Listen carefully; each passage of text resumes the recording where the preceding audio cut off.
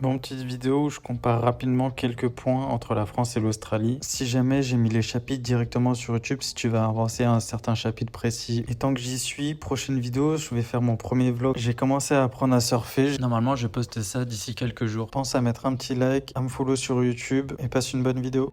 Déjà, le premier truc le plus important au niveau de la bouffe, ici ils mangent vraiment comme des Doberman, c'est impressionnant. Ils cuisinent pas, la plupart commandent et commandent midi et soir. Les restaurants, ils sont pour nous français pas si bons que ça. Ici, tu mangeras mal, donc la parade. Apprendre à cuisiner, il y a une application que moi j'ai mis il y a pas longtemps, ça s'appelle La Crème. Non, juste Crème. C'est un genre de guide pour faire des recettes. C'est con parce qu'ici, ils produisent eux-mêmes tous leurs fruits, tous leurs légumes. Ils ont de la viande pas trop chère, enfin même moins cher en fait qu'en France. Tu peux bien cuisiner, genre c'est pas comme si tu étais à un endroit où tu avais que des produits pas terribles pour faire des plats pas terribles. Ensuite, le deuxième point, forcément, celui qui attire tout le monde quasiment, c'est le taf. Déjà, on va commencer par les tafs manuels. Eux, ils se mettent ultra bien. Après, en vrai de vrai, je trouve ça plus légitime certains tafs manuels à gagner plus d'argent qu'un directeur marketing. Après, ça c'est mon avis, mais dans le sens où par exemple, un électricien en moyenne, il a 200 000 dollars australiens par an, donc ça veut dire, je crois, c'est 120 000 euros annuels, un truc comme ça. Et ouais, la plupart des tafs manuels, t'es vraiment bien payé parce qu'ils savent que c'est les tafs les plus durs et les plus indispensables. Ensuite, les tafs qualifiés sans diplôme, ce que j'entends par là, enfin moi du coup là je vais me baser sur mes exemples parce que c'est ce que j'avais regardé. Moi j'ai fait des études d'informatique et du coup au niveau des salaires, pilote, j'étais du coup en intérim, je touchais 1006 net par mois en moyenne. Ici, pour faire exactement le même taf, en plus j'avais vraiment trouvé un équivalent, c'était 80 000 dollars australiens annuels. Donc en gros ça faisait presque x2 sur ce taf là. Ensuite pour les tafs un peu plus qualifiés, genre admin réseau, admin système et réseau, c'est environ à un peu plus que ça, t'es facilement à 3005, 3008 net. Ici je parle bien, on est d'accord. Et après les ingénieurs genre bac plus 5 et tout ça, t'es à 200 000 dollars annuels net, voire plus. Après aussi, petit aparté pour l'informatique, après moi les autres tafs je les connais pas donc je parle pour ça. Les certifications par exemple Cisco, les certifications Aruba, Docker et compagnie, toutes les certifications émises par les entreprises informatiques, ici c'est reconnu direct et tu peux taper très bien directement avec ces certifs là. Après du coup il faut les passer et les obtenir parce qu'elles sont compliquées et coûteuses, mais si tu les as t'es bien. Et ensuite la dernière aparté que j'avais remarqué, c'était pour les tafs de dev. Je regrette de pas être dev parce que il y a beaucoup d'offres d'emploi, mais du coup ouais dans l'ensemble. Après du coup il y a l'aparté, tout le monde est au courant maintenant de ce truc là grâce à TikTok là. Les tafs en mine, alors oui tu gagnes des salaires de malade mental mieux que des ingénieurs alors que tu es à la mine. Mais du coup, il y a peut-être un peu une raison. En gros, les rythmes, c'est à peu près 2 semaines de taf, 1 semaine de repos. Tu taffes en moyenne 84 heures semaine. Donc oui, tu gagnes comme un ouf, mais il faut voir ton taux horaire. Dans le sens où moi, je suis à Sydney, je taffe 5 jours sur 7. Certes, je fais que 42 heures, mais moi, mon taux horaire, il est quasiment équivalent que quelqu'un qui entre en mine. Bon, il tire une année complète en mine, à la fin de l'année, il me tabasse sur le salaire. Moi, je suis à 48 dollars de l'heure en moyenne ici. Lui, il finira peut-être sa première année à 60, 62 dollars de l'heure. Ça dépend après les mines, ça dépend le taf que tu fais en mine, si tu as passé des tickets et compagnie. Mais c'est à peu près l'ordre d'idée. Et que ouais, forcément, oui, tu gagnes grave bien ta vie, tu vas coffrer comme un ouf si t'es pas un débile. Mais il faut peser le pour et le contre. Nous, on a sûrement prévu de faire l'année prochaine une année complète de mine. On va pas aller à Perth comme tout le monde, parce que tout le monde a entendu que là-bas il y en a, donc tout le monde va là-bas, l'immobilier il a explosé, c'est impossible d'être logé sur place. Alors que des mines, il y en a un peu partout en Australie. Ensuite, un autre petit point en vrai qui est important à aborder, c'est le climat / la météo. En vrai, si t'aimes le soleil et la chaleur, en vrai l'Australie c'est carré de ouf, surtout si en plus tu vas un peu dans les grandes villes, t'es proche de l'océan. Donc tu as les plages pas trop loin. Après il y a des villes, franchement force à eux vu la gueule des plages qu'ils ont. En plus de ça du coup tu as en moyenne genre 9-10 mois de soleil par an. Tu as des hivers qui sont vachement doux. L'autre truc par rapport à la météo qui est assez impressionnant pour nous petits Européens qui arriveront à l'autre bout du monde, c'est les tempêtes. Et forcément il y en a un peu plus qu'en France et en Europe. Et l'orage, la première fois qu'on l'a entendu ici, c'est choquant, hein. Il fait un bruit de malade. Et la pluie, quand il y a une averse, c'est des averses de ouf. Ensuite, un autre truc, le seul argument que les gens ils ont sur Twitter, c'est le coût de la vie. Le dernier thread sur Twitter, en gros, je parlais de combien je gagnais ici, donc ça veut dire entre 5000 et 5007 euros net par mois. Il y en a beaucoup qui sont venus me péter les reins sous mon thread en mode ouais, mais si à la fin c'est pour claquer 4000 euros pour te loger et te nourrir, ça sert à rien. Ouais, mais le coût de la vie il est tellement cher, top 3 villes des plus chères du monde, je sais pas quoi, machin truc. Si tu viens ici, tu gagnes 3 fois ce que tu gagnais en France, mais que tu augmentes ton niveau de vie immédiatement en parallèle, bah ouais, tu vas gagner 5000, mais tu vas claquer 4000. Genre, nous, typiquement, à deux, enfin, si on divise du coup toutes nos charges par deux, en incluant loyer, transport, courses, abonnement, coiffeur, on tourne à peu près à 870-900 euros chacun de dépenses par mois. Frérot, je gagne 5002. Oui, c'est un tout petit peu plus cher que Paname. Et encore, franchement, mais mec, genre à la fin du mois, j'ai coupé 4000. Genre, explique-moi dans quel monde tu fais ça ailleurs, tu vois. Après, il y en a beaucoup qui me disent oui, en Suisse, tu peux gagner plus et coffrer plus et tout ça. Sur ça, je suis grave d'accord. Sur la Suisse, ouais, de ouf. Mais t'as pas la plage, t'as pas le beau temps. Après, par contre, les personnes qui insistent, qui sont en Australie en disant ouais, le coût de la vie, c'est n'importe quoi. Eux, je vous le dis direct, c'est les gens soit qui fument, parce que le paquet de clopes, il est entre 30 et 35 euros. L'alcool, il est environ 2 à 3 fois plus cher qu'en France. Donc, c'est-à-dire que les soirées, genre typiquement, quelqu'un qui va en boîte de nuit, qui boit et qui fume, ouais, franchement, s'il claque 3500, 4000 euros net par mois, pas choquant. Ouais, le truc qui, par contre, ça c'est dommage que ce soit aussi cher. Après, c'est juste qu'en France, en fait, on est l'un des rares pays qui a ça pas cher. C'est les salles de sport. Étonnamment, franchement, ça, j'aurais pas cru. Mais les salles de sport, on avait regardé, on était à environ 40 $ semaine. Et encore, c'est vraiment la salle, genre mode le basic fit. Hein. T'es à 160 $ par mois. Après, ton pouvoir d'achat, il te le permet, mais ça fait chier. Ouais, ensuite au niveau de la vie, tant qu'à faire, au niveau des courses, viande, fruits, légumes, moins cher qu'en France, même bien moins cher qu'en France pour les fruits, c'est ouf. Et ils sont souvent meilleurs même.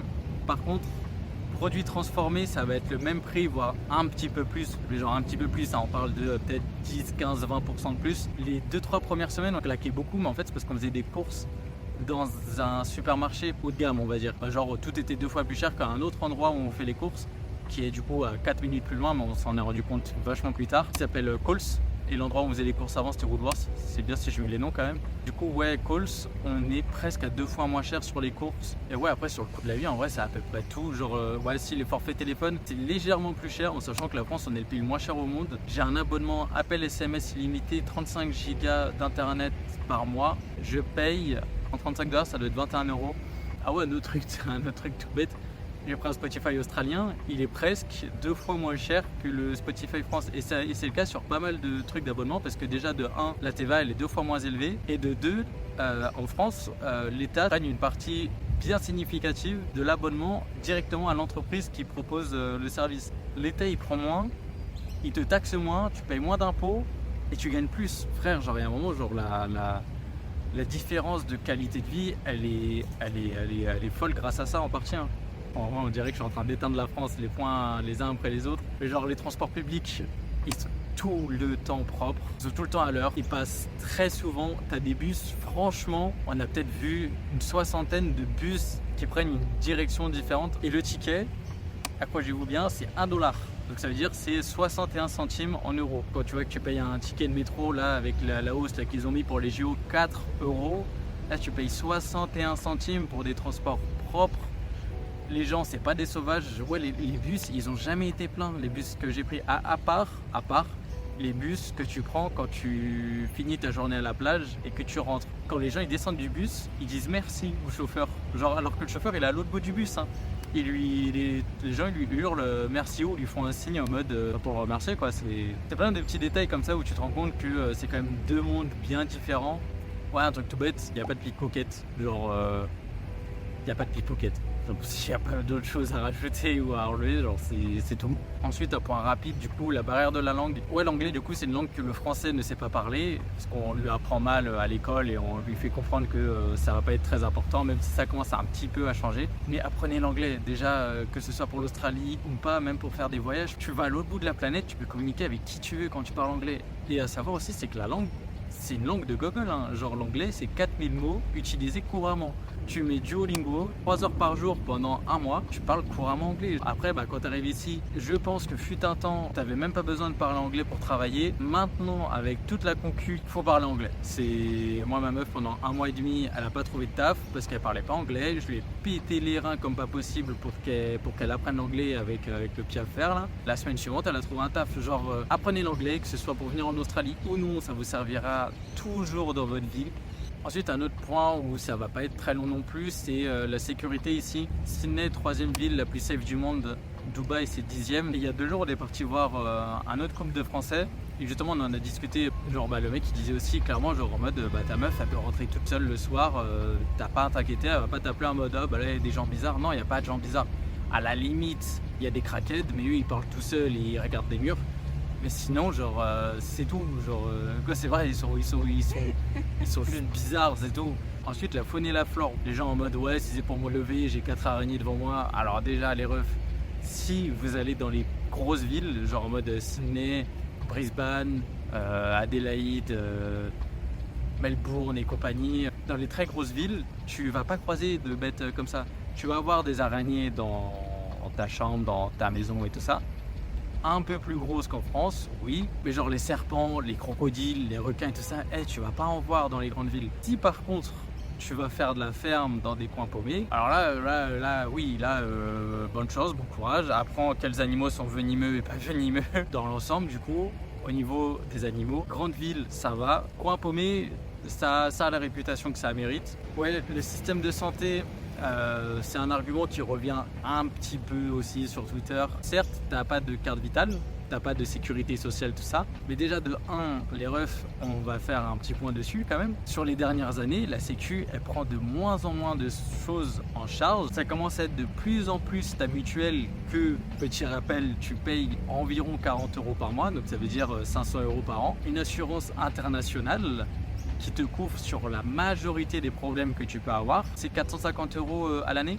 Donc oui, tu n'as pas de sécurité sociale. Oui, tu vas devoir payer certains trucs, avancer des frais et tout ça, et que tu après, du coup, tu vas être remboursé par ton assurance si tu as une assurance. Donc prenez une assurance si vous venez. Et au final, est-ce que tu n'es pas plus rentable à ne pas avoir de mutuelle, à ne pas avoir de sécu, et du coup à payer 2 fois moins d'impôts en sachant que tu vas payer une assurance santé qui va te coûter ce que tu payais en mutuelle, ou est-ce que tu veux vraiment avoir ta sécurité sociale qui prend en charge sur ta consultation à 40 € chez le généraliste qui va t'envoyer 17 €?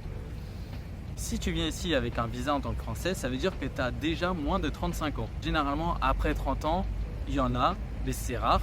C'est que des gens qui ont la vingtaine. À la vingtaine, c'est pas le moment où tu as le plus de problèmes de santé. Ensuite, le dernier point, ça englobe un peu tout. Et ça va me servir de conclusion aussi à la vidéo. C'est le cadre de vie dans l'ensemble. Après là, je vais parler pour mon expérience à Sydney, à gagner 5000 net. Donc ça fait beaucoup de critères. La vie, elle est quand même vachement plus simple. Une fois que tu as fait ta première semaine d'administration, tu n'as plus aucun administratif à faire.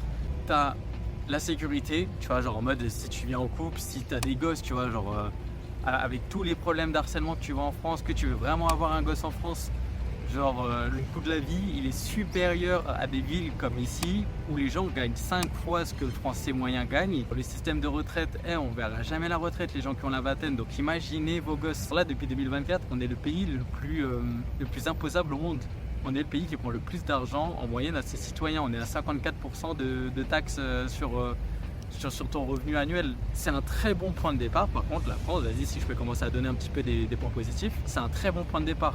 On a un passeport surpuissant, tu peux t'installer un peu n'importe où tu veux dans le monde, tu peux un peu avoir n'importe quel visa dans le monde. C'est un bon point de départ, c'est pas un point d'arrivée. Mais ouais, j'ai mis sécurité, les salaires, le soleil, la plage. Après, c'est sûr que tu as la famille qui est loin, c'est pas évident pour eux comme pour toi au bout d'un moment. Et puis ouais, c'est à peu près tout dans l'ensemble. Le cadre de vie, il en vaut vraiment le coup d'aller à l'autre bout du monde.